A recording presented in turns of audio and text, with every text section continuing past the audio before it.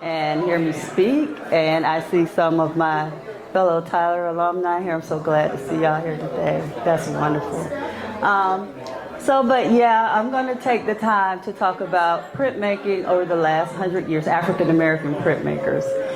And as I went into doing my research, at first I didn't realize what a monumental task it would be. And there were so many printmakers who made great contributions and who were really great artists.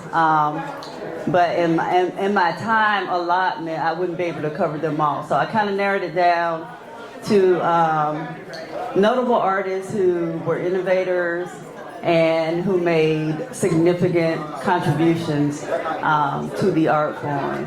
And so I will start there. And so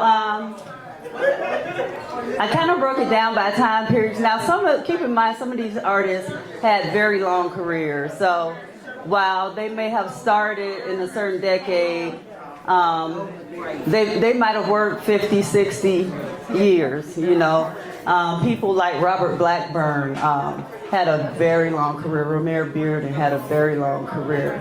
And so I just, tried to place them where best I could. So I'm starting with the early 20th century. Okay, and some things that were going on in culture at that time. The Harlem Renaissance, the Great Depression kind of influenced a lot of the printmaking that you see at that time. Common themes were laborers, Harlem nightlife, and black life, black identity. And so the artists I have listed here: James LeSesney Wells, Aaron Douglas, Hale Woodruff, Charles Austin, Romare Bearden, and Robert Blackburn. I'll start with them. Okay. And so James LeSesney Wells was an educator. He taught many years at Howard University. His mediums that he worked in were woodcut, linocut, and he combined the African culture with biblical themes a lot, and mythology, as you see here in his print of Icarus. And if you know the myth about Icarus, he flew too close to the sun, and the wings burned, and he fell to his death. And so if you want to use that as allegory, and how he related that to being black in America, how dare you be black and have all these high and lofty ideals about how you can be this or you can be that in this America. And so that's my interpretation of that. And this is one of his later colored linocuts, the vamp. Okay. Then we have Aaron Douglas. Aaron Douglas is kind of known for his colorful murals. He did a lot of murals, and I remember being a painting student and seeing all those beautiful murals with the transparent colors and the overlapping and the geometric shapes. But he also did a lot of printmaking. And this one is from a series he created in 1926 as a set of 8 woodcut prints that interpret a play by Eugene O'Neill. The play was called Emperor Jones, so he did this whole series on Emperor Jones. And this is one of those prints, and his style kind of was, flat, kind of abstract, kind of decorative, in nature. And he was also known as the father of African American art. Okay, then we have Hale Woodruff. And he was important because he was one of the first artists who really did kind of in-your-face kind of protest art. He did images of lynchings. And at that time, that was kind of unheard of. Probably wasn't real safe to do either. But he did it. And this one this was in the 1930s, Bipartisan Unknown, and you see the figure of a black man being lynched and left in front of a church. And so, excuse me, I keep talking into the mic too much. But he also studied with the famous Mexican muralist Diego Rivera. Okay, if you know who Diego Rivera is. He was the husband of Frida Kahlo. And he's also known for doing the Amistad murals, which are at Talladega College. I just threw that in there as a painting, but I thought it was important for, people to see that. And there were 3 panels. This one is the Revolt, which is one of those 3. And right now, I think the school had those appraised. Those murals are valued at about $50 million right now. And so he really made some significant contributions to the art world. Hale Woodruff. Okay. I'm just trying to keep up with the notes here. All right. And here we have Charles Austin, who was another artist. He did painting and printmaking. He did lithography and relief. And most of his work focused on Harlem nightlife, Harlem street scenes, as you see here, and black life during that time period, as you see in the relief print next to that one. Okay. And then we have this man, Robert Blackburn. He's probably, without a doubt, one of the most important printmakers in history. Skill-wise, the number of artists he worked with, influenced, mentored, and printed work for. He was a very seminal figure in the development of printmaking throughout the medium's history in the United States. And so this is one of his early pieces. It's called The Toilers from the 1930s, and it's a lithograph. And you can see the progression of his work. This is late 1930s. It's Refugees is the title of that one. And then gradually over the years, he moved into abstraction. And you see this woodcut, which is called Red Inside. This was from about the 1970s, but up until he died in about 2003, he was still printmaking and doing the work of major artists, printing the work of major artists.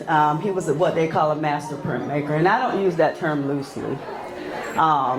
Some of the printmaking that you see, if you know printmaking and you have, that eye, when you see a master printmaker, you know it, just based on, how the work is done, the neatness, the cleanness, the meticulousness of the work. And he was known for his technical mastery.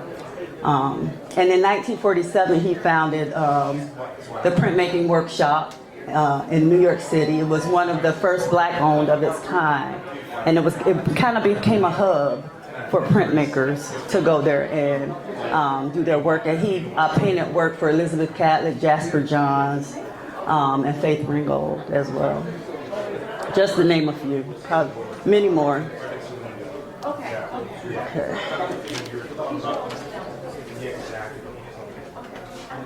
Okay, Romare Bearden, and we know him as a collagist, a mixed media artist, but he was a prolific printmaker.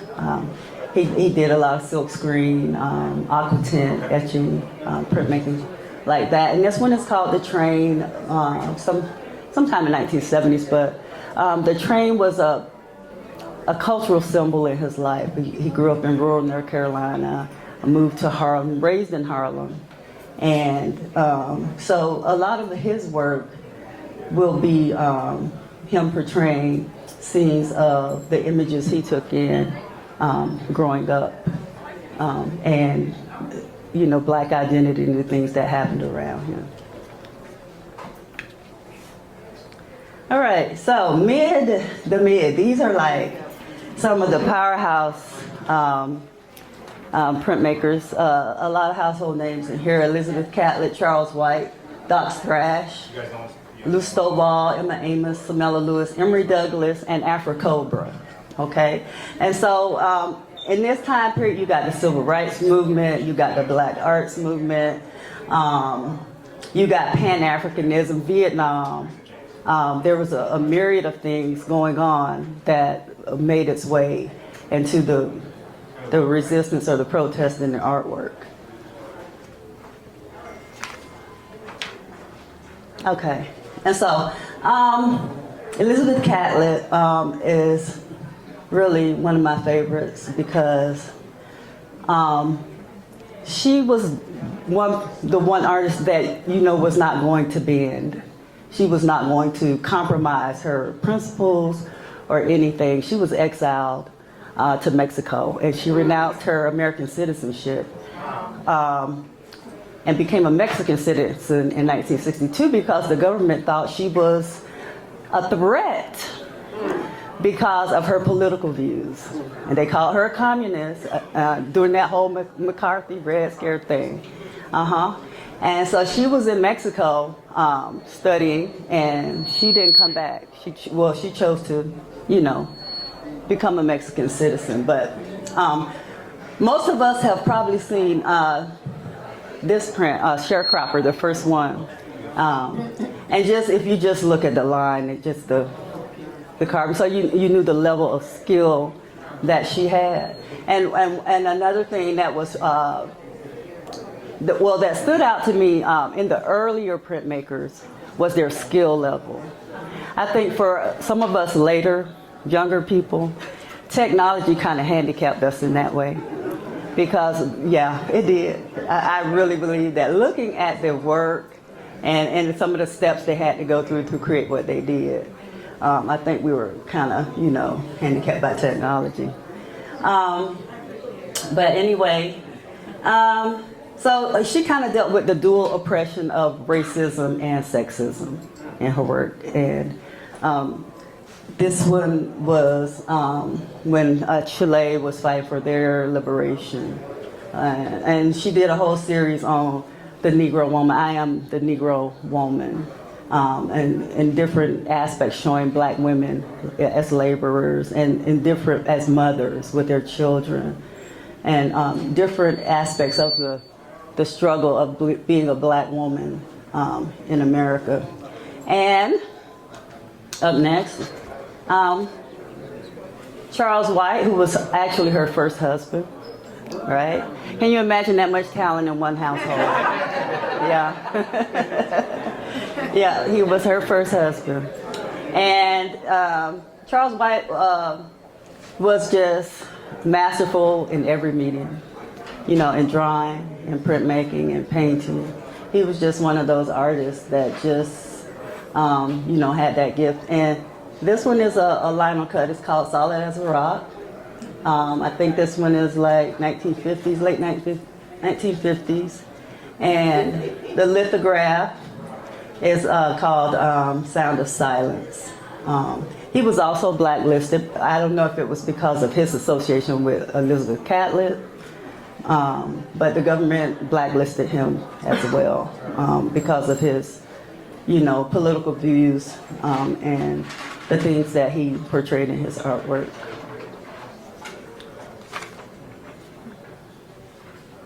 Okay, and here we have Emma Amos. I picked this one because of the etching, and what I like about this one is it doesn't objectify the black woman's body, okay, in this image, as it had been done in a lot of art history, and she kind of blurred it, in the way she created the print, and there's that stark white line around, the figure, which it draws attention to it, but not in the way that objectifies it. And so she also worked in silkscreen, and she did monoprints. Her themes were race, gender, and power. And, and she kind of fought against the use of visual stereotypes as far as black women go.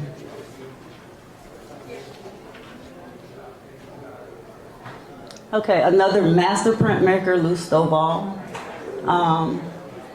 His specialty was silkscreen. He founded another workshop in DC, and that was another creative hub. He also worked with Elizabeth Catlett, Sam Gilliam, Jacob Lawrence, and these are some of his posters, that he did.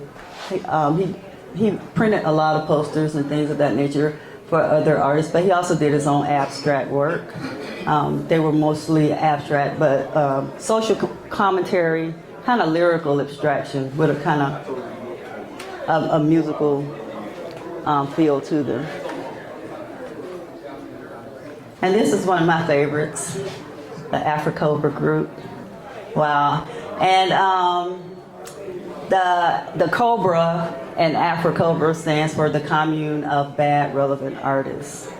And so they were the group, they were the catalyst for kind of what we call the Black aesthetic, because they sat down together and they wrote all these, or they discussed and they had a manifesto. They had these principles of things that must appear in their work, like Kool-Aid colors, text. It had to be centered around community or family. And those are the founding members. They started this in Chicago. Jeff Donaldson, Wadsworth Jarrell, Barbara Jones Hogu, Nelson Stevens, and Gerald Williams. And so for them, printmaking was essential. I think at one time they were selling prints for like $10 because they wanted them to be accessible, and they wanted people to be able to have the work. They felt like the art was for the people and not for the elite. Okay, and let's see, this one is by Barbara Jones Hogu. I believe this is a silk screen, about 1969. I don't think it has a title. But you can see the text there. You see the bright colors in the background.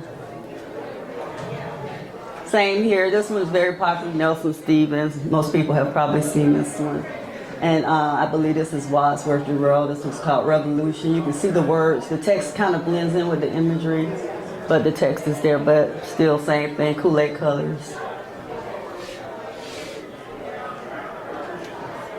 And this also came about because of, I don't want to be too quick on this one, the Black Arts Movement around that time, mid-1960s, after the assassination of Malcolm X, MLK, it kind of was, those events were catalysts for a lot of movements, and it came out in the art, and it even crossed over into other art forms like poetry. Sonia Sanchez, Amira Baraka, or Leroy, some people know him as Leroy Jones.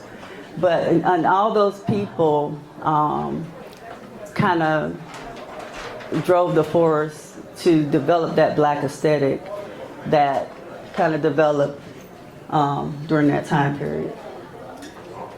Then we have Doc Thrash. Doc Thrash is important because he was an innovator. He developed, or invented, the carborundum method of mezzotint. If you've ever done printmaking and you've ever done a mezzotint, you would appreciate what Doc Thrash did, because you sit there for hours and hours with a blade and rock a plate and rock and rock and rock and rock and rock, and you still don't know if that plate's going to be dark enough to show the contrast you need. And he took a carborundum grit and rubbed it over the plate, and it dries, and you just go over and burnish your highlights, and it made it easier, right? It kind of innovated it, but that's how he got all those rich blacks and the contrast that you see here. But he was definitely an innovator. Okay, then Emory Douglas, who was the Minister of Culture for the Black Panther Party. Okay, and all power to the people. I just remember seeing these posters when I was young. I remember seeing these posters. I never had a name for the artist, but it stuck with me. It stuck in my memory.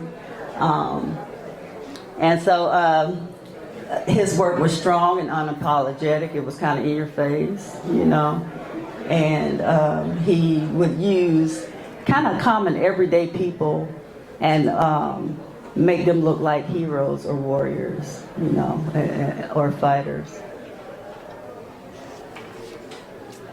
Okay. We have Samela Lewis. Wow, she did so much. This is one of her prints, and she was the first Black woman to receive a PhD in art history, right? She had a lot of firsts. She also co-founded the Museum of African American Art. She was a curator, an art historian. She did lithographs, woodcuts, and etching. And I wrote a quote down of hers that I thought was important. She said, Art is not a luxury, it is a necessity. It documents history. It helps educate people and stores knowledge for generations to come. And so she was very passionate about that, which is why she did so much to preserve culture, you know, like establishing museums and things of that nature. And this work here is called Migrants, and it's just a testament to the collective struggle of, you know, certain groups of people. It's about collective struggle. All right, and late 20th century, the 80s and the 90s, John Biggers, Faith Ringo, Betty Saar, Jacob Lawrence, David Driscoll, and Curly Raven Holton. This time period, there were, you could say, influenced by social and political shifts. There was apartheid, there was the introduction of hip hop, the AIDS crisis. There were, you know, in every time period, there was something going on that, you know, the artists grasped a hold to the Rodney King beating, what else? I'm trying to think of other things that they grasped a hold to using their art. But this is John Biggers, and he was kind of reminds me of an artist along the vein of Charles White a little bit, you know, as far as his skill set. He did a lot of murals. He was a painter, but he was a really good printmaker. And these are a couple of his work. This one is called The Upper Room. He did a lot of things that were tied into black culture and religion. There was a lot of geometric pattern found in his work. He used a lot of geometry and symbols, Afrocentric symbols, to tie it all together. Okay, Jacob Lawrence, we know him for painting, but he was a really good printmaker. He did a lot of silk screens. You might remember his Olympic Games poster that he did, that silk screen.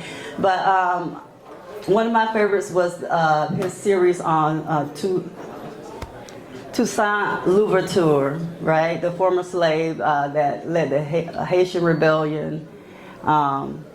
And he did a series of 15 silk screens based on his earlier paintings of 41 panels to honor that particular moment in history.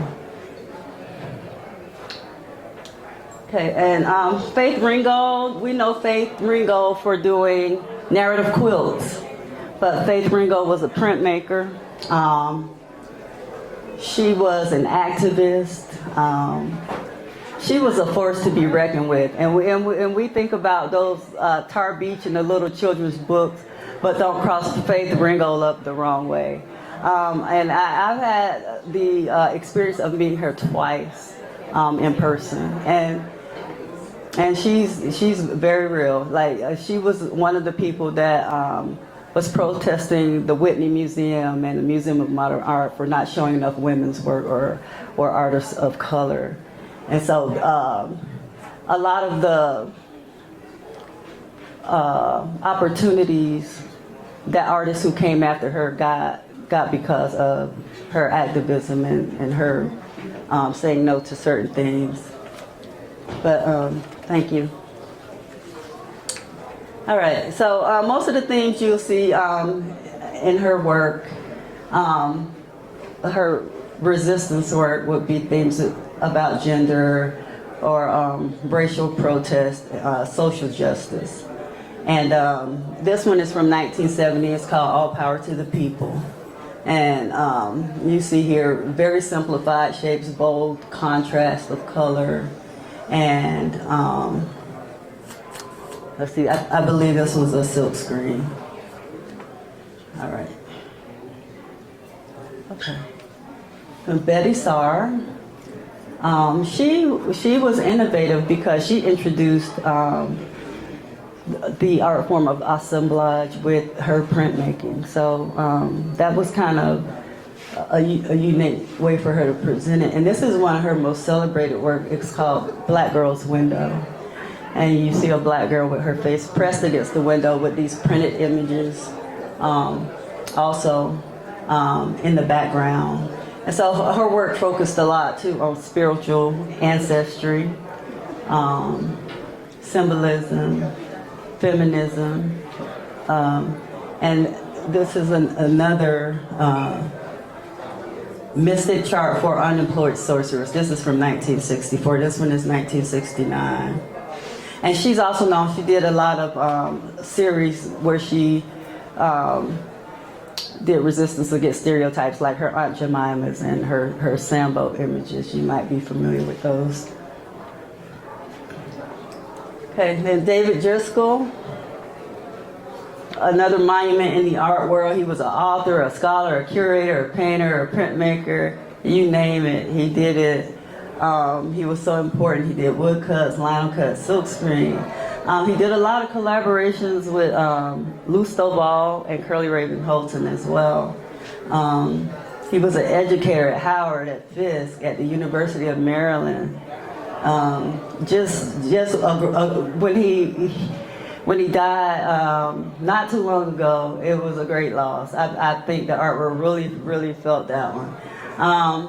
But this one is a woodcut called Ben & Woman, and it just kind of reflects his deep engagement with African culture and how he honored it, and how he presented this woman, he decorated it, and he just, in all of his work, he honored his legacy, he honored his heritage.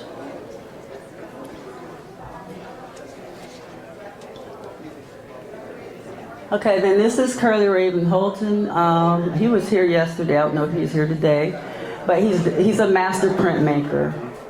And when I say he's a master printmaker, he's a master printmaker.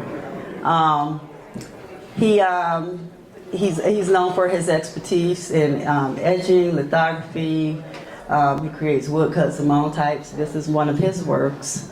It's called Hands Up Nimbus. And it's kind of a reaction, I think, to yes, but not only with the hands up as the black body being criminalized, but he has the nimbus or the halo around the figure, which makes it a holy body, and it just changes that whole interpretation of how we kind of see black bodies a lot in the media. But that's Curly Raven Holton. All right. So I think I'm doing pretty good on time here. All right. All right, so now we're contemporary 2000s to the present.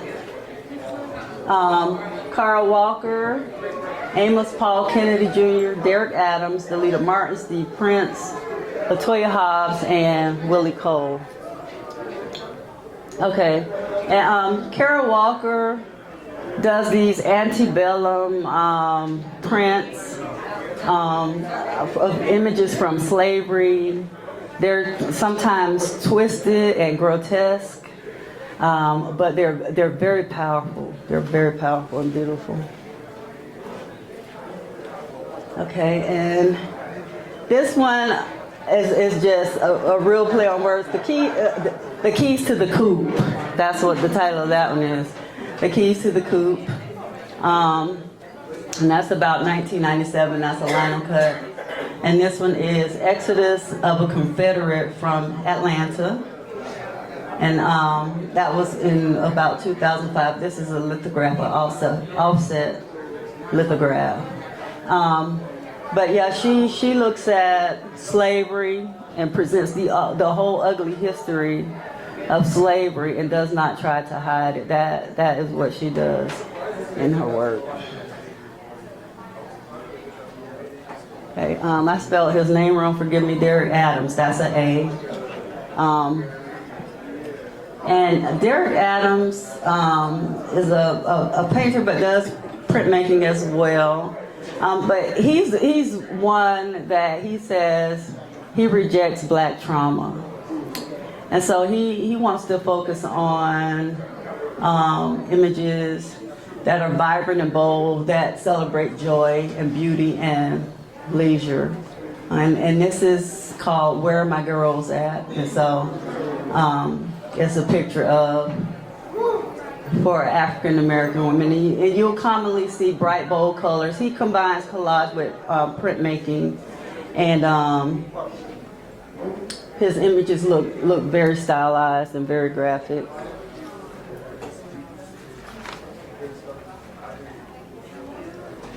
Okay. All right. I'll take a breath. All right. And then Mr. Amos Paul Kennedy Jr. and the letterpress artist. And this looks like just words, but this is hard to do. You know, I took a letterpress class, and I was so dumbfounded, you know. But he's really a master at this.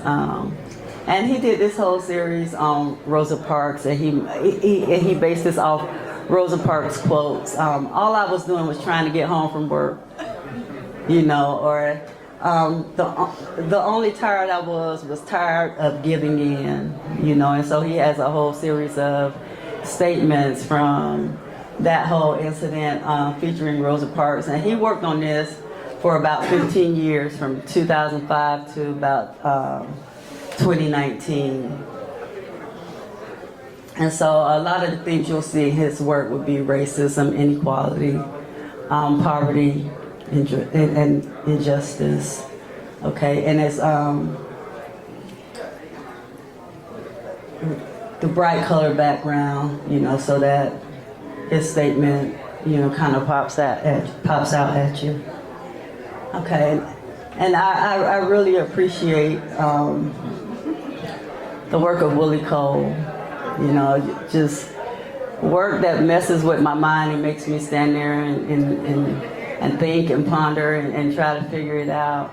I just really appreciate this. We know this is a play on Grant Wood, right?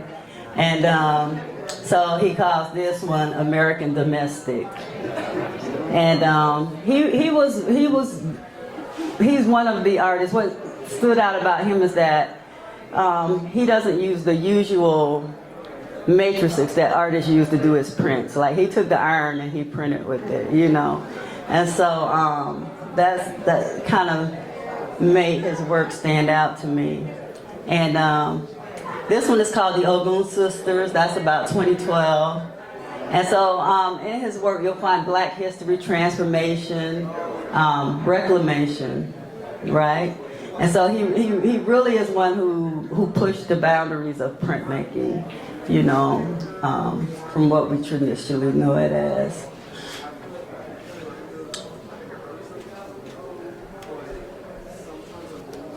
Okay. All right, and Steve Prince, Steve Prince. Steve Prince, I would say, is also a master printmaker. And he does a lot of linocuts, but he also works in lithography, silkscreen, woodcut, and some intaglio. But he often will combine his work with biblical themes or topics, like they might be based on the scripture. I think this one is based on Philippians 4:7. It's called Guard My Heart. And this one is Hallelujah Anyhow, right? And you see the woman carrying the home on her head and in her arm. But just really great storytelling artist. Really great storytelling artist. If you study his work, and you just really appreciate the effort that went into it. Okay, and more recently, Miss Latoya Hobbs. I've been seeing like Latoya Hobbs, you know, everywhere. She did this whole room series where she had like just different rooms, her waking up, you know. She does pictures of her friends, her family, and herself, self-portraits. And she carves. And some of it she just carves and she paints. Some of it she makes prints from. But she's a very, very good printmaker. She's an educator at Maryland Art Institute, I believe. Maryland Institute of Art, I think is what it's called. But, and I have one more. Delita Martin, okay. And Delita Martin is very creative. She combines different processes together, like she might combine lithography with silk screen. She also stitches, hand stitches, into a lot of her pieces. And this one is called I Look to You. She'll print on decorative paper. And she kind of centers the presence of black women, you know, kind of, her works are uplifting. She uplifts them. And it's kind of a stereotype challenging point of view that she uses when she creates her works. And so, and also it's storytelling mixed with spirituality when you look at a lot of the work of Delita Martin as well. And yeah, I think that's my last. But like I said, there was so much, and a lot of those works that I just showed you, well, some of them are actually here in the gallery. Some of those artists are here in the gallery. And I hope you got something, you know, that you maybe didn't know before from, you know, what I presented. And thank you all for your time and attention.